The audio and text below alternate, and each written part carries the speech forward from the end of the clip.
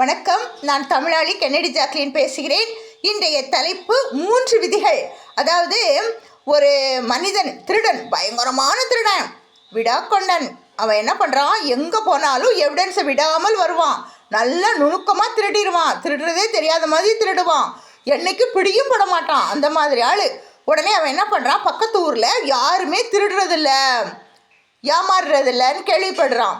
உடனே அவனுக்கு ஒரு ஆசை, நாம் போய் அந்த ஊரில் திருடணும், ஏமாற்றணும் அப்படின்னு சொல்லிட்டு வரான். வந்து அந்த ஊருக்குள்ளேயும் போயிடுறான். ஊருக்குள்ளே போய் ஒவ்வொருத்தரையாக நைஸ் பண்ணி ஐஸ் வச்சு பார்க்குறான். யாருமே ஏமாறுறதில்ல. உடனே திருடவும் முடியலை. உடனே என்ன பண்ணுறான், இனிமேல் இந்த ஊரில் இருந்து என்ன பிரயோஜனம்னு சொல்லிட்டு அந்த ஊருக்கு எல்கையில் ஒரு பெரிய மரம், அந்த மரத்தடியில் நிற்கிறான் நிழலில். அப்போது திடீர்னு அந்த மரம் வந்து அப்படியே சலசலன்னு காற்றுக்கு அடிக்குது. பார்த்தா பக்கத்தில் எங்கேயுமே காற்றே இல்லை. ஆனால் இந்த மரத்தில் மட்டும் இவ்வளோ சலசலன்னு சத்தம் கேட்குதுன்னு சொன்னால் அந்த மரம் பேசுது இவங்கிட்ட. ஓ திருடா, நீ தானே திருட தானே வந்த. ஆனால் இவங்கள திருடவும் முடியாது, இவங்கக்கிட்ட ஏமாறவும் முடியாது. எப்படி தெரியுமா? ஆனால் நான் உனக்கு 3 விதி சொல்கிறேன், நீ அதன்படி நடந்து கொள் என்றது. அந்த விதியின்படி நடந்துக்கிட்டு நீ அப்புறமா நீ என்கிட்ட வா, நான் உனக்கு விளக்கம் சொல்கிறேன், அப்புறம் நீ திருடலாம் அப்படின்னு சொன்ன உடனே சரின்னுட்டு இவன் என்ன பண்ணுறான், போகிறான். அதாவது அந்த 3 விதிகள் என்னென்னா, ஒரு பெரிய வியாபாரி வணிகர் இருப்பார். அவர் சொல்கிற விலையில் பாதி விலைக்கு நீ கேட்கணும் பொருளை. அப்படி கேட்டு வாங்கிட்டனா நீ வெற்றி பெற்றாய் என்று அர்த்தம். இன்னொன்று என்னென்னா, அதே ஊரில் ஒரு வைர வியாபாரி இருப்பார். அவர்கிட்ட இந்த கண்ணாடி கல்லை கொண்டு போயிட்டு வைரக்கல்லுன்னு சொல்லி ஏமாற்றணும். அவர் அதை வாங்கிட்டாருன்னா நீ ஜெயிச்சதா அர்த்தம் அப்படின்னு சொல்கிறாரு. சரி, அந்த ஊரில் ஒருத்தர் துரோகத்தை சந்தித்தவர் நட்பில். அதனால் அவருக்கு நட்புனாலே வெறுப்பு. நீ போய் அவர்கிட்ட நட்பு கொள்ள வேண்டும். இந்த 3ஐயும் நீ செய்துட்டனா நான் உனக்கு சில ரகசியங்களை சொல்கிறேன், நீ என்ன பண்ணலாம், திருடலான்னு சொல்லிட்டு. உடனே இவன் என்ன பண்ணுறான், போகிறான். போயிட்டு முதல்ல வணிகர்கிட்ட போயிட்டு என்ன பண்ணுறான், அந்த பொருளுக்கு விலை கேட்குறான். அவர் என்ன பண்ணுறாரு, முடியாதுன்னா முடியாது, பாதி விலைக்கு தரமாட்டேன், வாங்கினா வாங்கு, இல்லைன்னா போயிட்டே இருன்னு சொல்லிடுறாரு. உடனே அங்கே இவருடைய பாச்சா பலிக்கலை. உடனே என்ன பண்ணுறான், அடுத்தது இன்னொரு வைர வியாபாரி இருக்காருன்னு அவர்கிட்ட போகிறான். போயிட்டு இந்த கல்லை கொண்டு காட்டுறான். இது வைரக்கல், இதை வாங்கிக்கோங்கன்னு ஐஸ் வைக்கிறான். என்னென்னமோ எங்கேருந்தோ கொண்டு வந்தேன், அங்கேருந்து கொண்டு வந்தேன், இங்கேருந்து கொண்டு வந்தேன், அரேபியாவிலேருந்து கொண்டு வந்தேன், அப்படி இப்படின்னு சொல்கிறான். அவரோ மசியவே இல்லை. உடனே என்ன பண்ணுறான், அந்த நட்பில் துரோகத்தை சந்தித்தவர் இருக்கார்ல அவர்கிட்ட போகிறான்.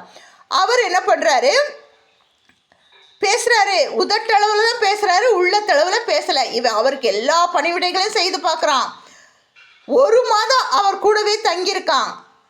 ஆனாலும் அவர் இவன்கிட்ட நட்பு கொள்ளவே இல்லை. உடனே வெறுத்து போய் சரி இனிமேல் இந்த ஊரில் இருக்க வேண்டாம்னு சொல்லிட்டு மரத்துக்கிட்ட வரான். அப்போ அந்த மரம் சலசலன்னு சத்தம் கேட்டு கீழே இறங்குது. அப்போது அந்த மரம் பேசுது, என்ன ஜெயிச்சிட்டியா அப்படின்னு கேட்குது. உடனே இவன் சொல்கிறான், யாரையும் ஏமாற்ற முடியலை, யாரையும் அமரவும் மாட்டுக்காங்க, நான் என்ன பண்ணுறது அப்படின்னு சொல்கிறேன். பார்த்தியா, இதுதான். அதாவது நீ முதல்ல போனல அந்த வியாபாரி உன்னுடைய புகழ்ச்சிக்கலாம் மயங்கலை, பார்த்தியா, ஏமாறலை. 2வது போனல வைர வியாபாரி அந்த கல்லை வச்சுக்கிட்டு அவர் எத்தனை கேள்வி கேட்டார், உன்னைய கேள்விக்கு மேலே கேள்வி கேட்டார், அதை தெரிஞ்சுக்க. அடுத்தது அந்த நட்பில் துரோகத்தை சந்தித்த அந்த மனிதர் என்ன பண்ணார், 1 மாத காலமாக உன்னை தங்க வச்சுட்டு உன் கூட நட்பு கொள்ளவே இல்லை. அதுதான் உண்மை. அதாவது புகழ்ச்சிக்கு மயங்க மாட்டாங்க அந்த ஊர்க்காரங்க. எப்படி? அடுத்தது கேள்வி மேலே கேள்வி கேட்டு வெற்றி பெறுவார்கள் அந்த ஊர் மக்கள். இன்னொன்று, திடீர்னு வரவங்க யாருக்கிட்டையும் நட்பு கொள்ள மாட்டார்கள். நட்பு என்பது உள்ளத்திலிருந்து வர வேண்டும்.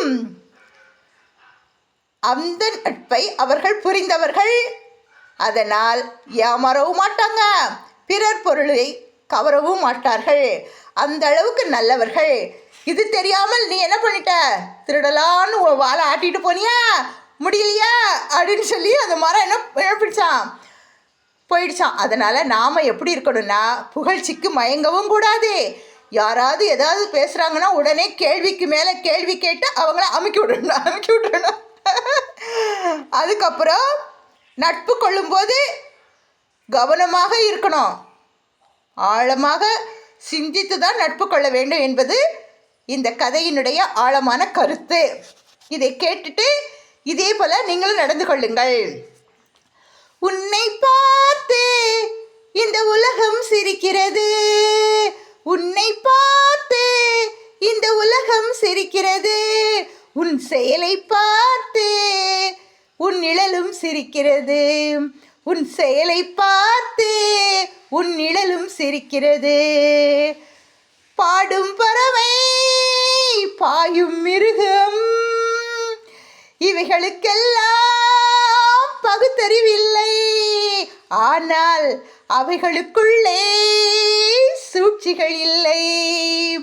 உன்னை பார்த்து இந்த உலகம் சிரிக்கிறது, உன் செயலை பார்த்து உன் நிழலும் சிரிக்கிறது. அது மாதிரி நாம் ஆகிவிடுவோம். திருடன் பார்த்தீங்களா, கடைசியில் அவனுடைய நிழலே அவனை பார்த்து சிரிக்கிற மாதிரி ஆகிப்போச்சு. அதனால் எப்பொழுதும் புகழ்ச்சிக்கு மயங்காதீர்கள். கேள்விக்கு மேல் கேள்வி கேளுங்கள். நட்பு கொள்ளும்போது நல்லவரா கெட்டவரா என்பதை ஆராய்ந்து தான் நட்பு கொள்ள வேண்டும். அப்பொழுதுதான் மனது புண்படாது என்பதற்கு இந்த கதையில் வரும் கருத்து. இதை கேட்டுட்டு லைக் பண்ணுங்கள், ஷேர் பண்ணுங்கள், சப்ஸ்கிரைப் பண்ணுங்கள். இதுவரைக்கும் எனக்கு லைக் பண்ணி ஷேர் பண்ணி சப்ஸ்கிரைப் பண்ணிய அனைவருக்கும் என் மனமார்ந்த நன்றினை தெரிவித்துக் கொள்கிறேன். உங்கள் தமிழாளி கென்னடி ஜாக்லின்.